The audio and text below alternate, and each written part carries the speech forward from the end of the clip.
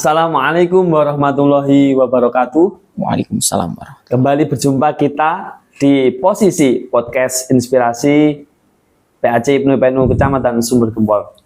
Alhamdulillahirrahmanirrahim, kita masih diberi kesehatan di bulan yang penuh berkah, bulan Ramadan tahun 2026 ini. Saya yakin bahwasanya rekan-rekan kita semuanya di rumah ataupun di mana dalam keadaan sehat walafiat. Amin. Alhamdulillah, pada kesempatan kali ini kita akan sedikit berdiskusi dalam podcast yang sangat apa ya ini? Menginspirasi. Inspirasi, sangat bersenang karena pada malam hari ini podcast ini ditemani dengan pemateri kita, yakni sahabat atau bapak ini. Terserah, monggo. Saya yakin bahwasanya hari ini ya, kita ditemani oleh pemateri yang sangat luar biasa. Beliau adalah maestronya Ibnu. Beberapa tahun kemarin, alhamdulillah, yang sekarang juga sudah berpijak dan berjuang di bendera Ansor ini. Ya, dengan sahabat yang bernama Rizky Nurmansyah. Siap. Bagaimana kabarnya? Alhamdulillah, sehat. Alhamdulillah. Saya dilihat semakin fresh, semakin bahagia, bercahaya, luar biasa. Iya. Oke. Tanpa berlama-lama, pada podcast kali ini kita akan bersenang-senang dan berdiskusi tentang beberapa tema, begitu Pak? Siap. Nah, tema yang pertama yakni ada suatu, kemarin saya baca-baca di media sosial, ada salah satu netizen itu bertanya begini Pak, kok Ramadan beberapa tahun terakhir ini saya kok merasa tidak begitu sebahagia tahun-tahun dahulu begitu Pak. Dirasa itu Ramadan terasa hampa. Itu karena dirinya pribadi atau pengaruh apa, itu saya juga belum tahu. Nah, mungkin materi ini bisa bisa dikulik karena juga sangat mengundang penasaran gitu. Oke, yang pertama Pak, yang ingin saya tanyakan bahwasanya Ramadan dahulu itu katanya lebih seru gitu. Kalau menurut Bapaknya gimana coba? Oke, terima kasih. Ini saya sebutnya rekan berarti. Rekan Rohman. Oke, dan teman-teman rekan-rekan kita di seluruh antero dunia. Oke, terkait pertanyaan tadi bahwa intinya yang salah bukan Ramadannya ya. Betul sekali. Ramadannya ya tetap Ramadan ya, setelah Syakban itu mesti Ramadan. Sebelum hari raya. Sebelum hari raya.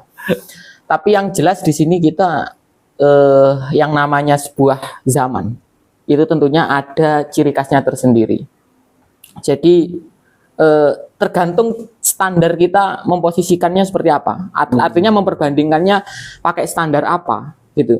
Kalau misal dulu itu dikatakan seru karena minimnya media sosial, artinya kita langsung setelah berbuka puasa bercengkrama dengan orang tua, dengan sahabat, nanti kita lanjut sholat taraweh, setelah itu kita ngobrol-ngobrol, ngopi-ngopi. Nah, sekarang mungkin dengan adanya media sosial, kita kurang untuk hal itu. Tapi kita tidak bisa menyalahkan zaman sekarang, karena itu juga termasuk perkembangan zaman juga. Wong justru kadang yang mungkin Idul Fitri tidak bisa pulang, sekarang kan mudah berkomunikasi, video call, sangat mudah, atau live TikTok dan lain sebagainya, live YouTube. Sangat mudah, artinya tidak ada plus minus di situ. Jadi semua ya dinamikanya seperti itu, zaman berubahnya seperti itu. Tinggal bagaimana kita memaknainya. Yang terpenting itu, kalau kok dirasa dulu itu lebih seru, sekarang tidak seru, itu yang problem, yang merasakan. Problemnya yang merasakan, bukan kita lantas menghakimi dunia loh. Dunia lu salahmu itu rek. Ya apa sih? Iya, tergantung pribadi masing-masing gitu. Cara pandangnya gimana itu tergantung itunya. Betul. Ya. Oh, jadi Ramadan kalau dikatakan dulu kok lebih seru, berarti tergantung pribadinya. Iya. Kalau pribadinya juga bisa semakin menikmati Ramadan dan menjalankan hak-haknya, saya yakin juga bisa dikatakan seru Ramadan tahun ini, gitu Pak. Benar. Oke, mungkin dari rekan-rekan kita semuanya ada pertanyaan atau gambaran. Mungkin kalau saya bertanya gini Pak, kalau dulu kita masa kecil, mungkin kalau Ramadan itu ada sedikit hal yang bisa digunakan untuk motivasi Pak. Saya dulu saat kecil Pak, Ya. ditarget ibu saya, ditantang. Le, sama nanti kalau puasanya bisa sampai sore, wah nanti malam tak buat beli baju, tak antar beli baju. Iya, iya. Nah, nanti ketika di hari raya, wah dapat THR banyak tuh Pak. Wah, sangat suka sekali, Iya. gitu ya. Kalau sekarang mungkin sudah lanjut usia dengan kesibukan yang mungkin bertambah. Nah, mungkin hal-hal itu semakin dibuat hambar Pak. Dan sekarang targetnya itu bagaimana kok di masa sekarang, di masa muda yang semakin banyak tekanan entah di karir atau sekolah. Nah, itu kita tetap bisa menjaga hak-haknya Ramadan dengan berbagai kegiatan yang positif. Nah, menurut panjenengan sebagai usia SMA atau kuliah lah Pak. Ini bagaimana biar Ramadan itu tetap berjalan dan ada hikmah nanti ketika setelah Ramadan. Oke, saya coba menanggapi yang Saman katakan di awal tadi bahwa bagaimana sih dulu kok terasa seru itu karena ya mungkin kita masih kecil ya. Di sini kan kita akhirnya tahu bahwa dewasa itu berat, gitu. Dan itu satu hal yang kita tidak bisa menolak. Apa bisa? Misal saya menolak untuk dewasa, tetap kecil saja, tetap jadi Ibnu IPPNU saja, seterusnya kan tidak bisa. Nggak bisa. Itu suatu hal yang ya harus kita jalani. Dan yang terpenting adalah dengan berjalannya itu gimana kita memaknainya. Itu berdasar gini. Kalau Kanjeng Nabi itu pernah bilang bahwa dunia itu sijnul mukmin. Dunia itu memang ya kayak penjara bagi orang-orang mukmin. Apalagi kita benar-benar merasakan beratnya dewasa. Yang dulu kita dapat uang saku, nggak usah bekerja. Sekarang ada tuntutan ke situ. Apalagi bagi orang-orang yang sudah berkeluarga, tuntutannya kan lebih. Anaknya harus memikirkan anaknya. Tapi itu tidak bisa dihindari kan. Proses yang harus kita lalui. Tapi yang terpenting adalah gini kan. Kalau kenapa kok dulu itu ya kita mungkin kalau bisa puasa sampai full akan diberikan reward. Nah, ada istilah di psikolog itu bahwa orang memang kalau dikasih reward itu rasa hormon dopamin semangatnya itu akan menambah gitu. Nah, dari situ ya kalau kita semakin dewasa harus lebih menyadari bahwa Tuhan itu sangat memberikan reward yang besar. Kan harus gitu. Iya. Apalagi di IPPNU kita jelas pedomannya. Belajar, berjuang, bertakwa. Nanti di Ansor gerakan. Semua dari tingkatan kita belajar bagaimana cara mengimplementasikannya, itu kan pertumbuhan. Kadang di sini pertumbuhan tidak disadari sehingga terasa menjenuhkan, man. Misal contoh saja lah. Kita berkawan dari kecil ya. Iya. Terus kita ada satu jarak di mana kita jarang ketemu. LDR-an gitu. Ya, LDR-an. Oke. Kamu tumbuh dengan pertumbuhanmu, aku tumbuh dengan pertumbuhanku. Nanti ketika ketemu, kita akan jadi orang yang berbeda. Nah, itu kadang orang enggak bisa menerima pertumbuhan seseorang itu. Padahal kan wajar-wajar saja. Iya, Pak. Mungkin sampean ngeritik aku, kenapa ya Pak Rizky sulit diajak ngopi? Nggak kayak dulu. Nah, gitu. Begitupun aku komen dengan sampean. Wah, Rohman ini mentang-mentang sekarang, posisinya banyak. Hampir jadi menteri. Itu sekarang sulit untuk ditemui. Nah, padahal itu kan pertumbuhan kita masing-masing. Walaupun kadang memang dinamikanya pertumbuhan seperti itu. Sedikit berat untuk diterima. Tapi harus kita jalankan. Ya, seperti itu. Harus menyadari. Luar biasa jawaban dari Pak Rizky, bahwasanya rekan-rekan kita semuanya harus kita pahami bersama ya, bahwasanya oke, Ramadan tahun dahulu bisa dianggap lebih bahagia, tapi sekarang banyak tuntutan. Tapi nggak apa-apa, itu lumrah, kita jalani sesuai alurnya. Tuh, pertumbuhan setiap rekan-rekan kita dimanapun berada itu juga berbeda-beda. Ya. Ketika dikatakan bahwasanya saat di tempat yang berbeda akan tumbuh pertumbuhan juga yang berbeda. Saya tertarik Pak dengan itu Pak. Iya, iya. Jadi rekan-rekan kita di sini ketika Ramadan itu punya tugas Pak. Bagaimana biar anak-anak di desa kita ataupun di ranting kita itu bisa bertambah kegiatan positifnya mungkin. Nah, apakah rekan-rekan kita itu punya tanggung jawab untuk menciptakan lingkungan yang mendukung, Pak. Oke. Jadi kan nanti perkembangan seorang itu kan dipengaruhi oleh lingkungannya. Katanya ngotot. Iya, benar. Nah, berarti di sini rekan-rekan semuanya kita juga punya kewajiban dan tanggung jawab. Bagaimana sih kita ciptakan lingkungan di diri kita masing-masing biar Ramadan itu kita bermanfaat untuk lingkungan gitu, Pak. Oke. Mungkin ada beberapa referensi dari sahabat Rizky. Oke. Ada pada ini. Ya, terkait circle berarti ya. Iya, Pak. Bagaimana circle. Itu terus terang rekan-rekan kita itu sangat berpengaruh. Karena kalau kita menilik dari hadis lagi-lagi ya, Nabi Muhammad itu kan sering kita suruh mempelajari bedanya sodik. Itu yang bermakna teman juga sama Khalil. Khalil itu juga teman, tapi yang dapat mempengaruhi seseorang. Jadi misal Saman itu tidak hanya sodikku, tidak hanya temanku, tapi Khalilku. Nah itu sangat mempengaruhi. Artinya Saman berpengaruh kepada diriku. Nah, yang menjadi warning di sini adalah pengaruhnya tinggal baik apa buruk. Nah, itu. Betul. Kalau kita sering dengar istilah bahwa kita kalau dekat dengan tukang penjual parfum, kita akan ikut wanginya. Begitupun kalau kita berteman dengan, mohon maaf ya, bukan berarti meremehkan penjual ikan, ya kita akan bau kita ya nggak seperti parfum gitu kan. Tapi kan di situ artinya sebuah circle itu memang benar-benar mempengaruhi, man. Sangat mempengaruhi. Kamu bisa tumbuh atau tidak ya tergantung circlemu bagaimana. Ini warning bagi kita teman-teman, rekan-rekan kita, bahwa ya pentingnya untuk mencari relasi yang sehat. Saya mengatakan relasi yang sehat ya.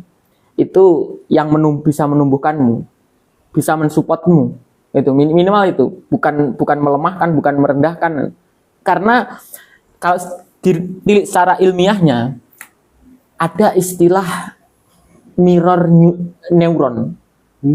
Itu sebuah istilah di mana neuron cermin itu, ya kita kalau melihat kaca, bercermin di kaca itu yang akan menunjukkan diri kita kan. Nah seperti itu, teman dekat kita itu tidak jauh beda dengan kita. Makanya kalau kamu pernah tahu istilah kalau cari jodoh, ya, kadang kan sebelum langsung ke orangnya itu tanya teman terdekatnya. Iya. Karena hampir 11-12 ini karakternya kan sama. Asiknya sama. Iya. Nah seperti itu pentingnya circle. Bayangkan golonganmu adalah golongan mohon maaf. Masalah itu Pak. Gak apa-apa. Golongan itu ya secara otomatis potensi, aku tidak akan mengatakan bahwa pasti akan juga melakukan seperti itu, tapi potensi itu lebih besar. Jadi harus ya, apalagi usia Ibnu PNU, usia rekan-rekan kita itu kan ya masih pelajar, pemuda, sangat rentan dengan hal itu. Seperti itu. Oke, luar biasa. Jadi gitu tanggapan dari Pak Rizky, bahwasanya kita semuanya di rumah, di masing-masing ranting kita punya hak untuk menciptakan bagaimana lingkungan itu bisa menumbuhkan orang-orang di sekitar kita ataupun ada kader-kader penerus kita. Ngopi dulu lah Pak. Iya siap. Bahkan Man, ini saya tambahin. Sebenarnya tanpa harus dipaksa tumbuh, itu berjalan alamiah. Karena gini pada dasarnya, kamu kalau memang orang baik, ya baik saja. Itu nanti akan menjadi magnet, dan orang yang mohon maaf kita katakan tidak baik lah, tidak akan berani mendekat denganmu, akan jauh dengan sendirinya, asalkan kamu konsisten baik. Kan ahabul a'mal, yang paling dicintai oleh Allah itu kan yang sedikit tapi konsisten. Istiqomah gitu. Walaupun istiqomah berat. Berat. Ya yang mudah ya istirahat.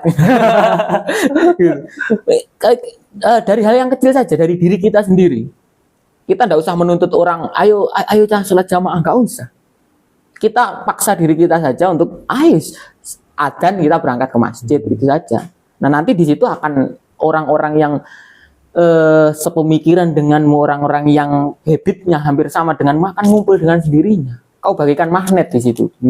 Jadi nggak usah banyak berbicara, tapi bukti nyata. Iya. Nggak usah Fokus banyak diri. janji, tapi ya tetap menepati. Iya. Asik. Biasa. Cocok ini. Soalnya kopinya ya cukup kental lah. Cukup kental, posisi. Inspirasi tenan cah gitu. Podcast Siap. luar biasa. Dan enak podcast kali ini dengan Pak Rizky, sangat gayeng, nyantai. nyantai saja. Biasa. Soalnya ya dereng menikah semuanya, jadi ya Belum. tanggungan belum Ya, banyak. belum ada. Tapi hal itu akan kita lewati gitu loh. Jika semakin memang tumbuh. ditakdirkan itu. Gitu. Luar biasa. Ada waktunya sendiri. Ada waktunya. Akan tumbuh dengan sendirinya. Itu Cak. Tumbuh Iya. dengan sendirinya. Tumbuh dengan sendirinya. Kau tidak perlu memaksa bunga mekar karena suatu saat dia akan mekar dengan sendirinya. Asik. Luar biasa. Asik. Asik. Oke, jadi circle pertemanan itu sangat mempengaruhi pertumbuhan kita. Saat Ramadan ini mari kita jalankan sebaik mungkin. Kita paksa diri kita, kita gunakan berbagai inovasi supaya lingkungan kita itu juga merasakan efeknya. Ibnu IPNU ini tenana bermaslahat. Asik. Ya, sungkan matur ngeten senior. Oke, luar biasa.